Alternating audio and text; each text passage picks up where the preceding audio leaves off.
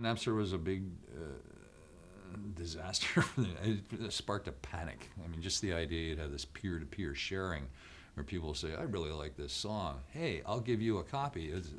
Record companies have always been behind the curve on this technology thing. I remember having an argument with Nessie Erdogan, I think, at Atlantic once about cassette tapes.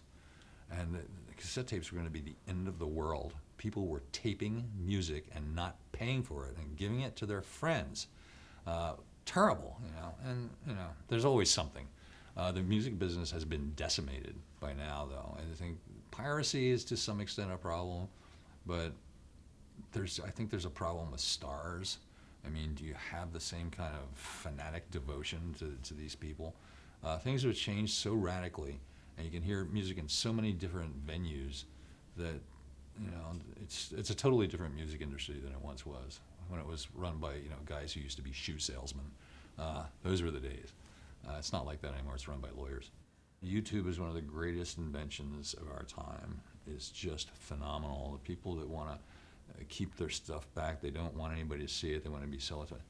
You can't keep stuff off YouTube. It's almost impossible because everything online exists. You can find everything on YouTube. It's terrific, and it really made it, any emphasis on videos, like an appointment television kind of thing, remember that phrase? Just withered away because you can see it all on YouTube. Everything is there. It's fabulous. I spend a lot of time on YouTube. I think it's great. Even music that has no video component, there are lots of rare old records on YouTube, and you can pry them out with your formula for doing that, and put them on iTunes, and it's just a wonderland of great stuff. I love YouTube so much. The music industry is not very happy about iTunes because it allowed you to take an album, which you're supposed to consume whole and pay like $20 for or something, and just take the one track you want. So iTunes serves the consumer. I think the genius of Steve Jobs was you're serving the consumer with something they didn't know they wanted, and here it is. And you really love something that you didn't know you wanted, and it turns out to be super cool. So iTunes really affected the music industry, and then it really subverted the album.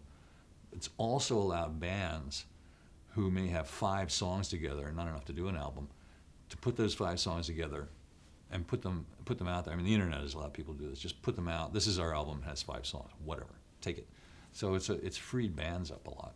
So do you think the album is dead? Well, I don't know. As a container, I mean, the idea that records and CDs are containers for music, essentially. The containers will change, the music doesn't change. And music changes in a popular style, but music is music.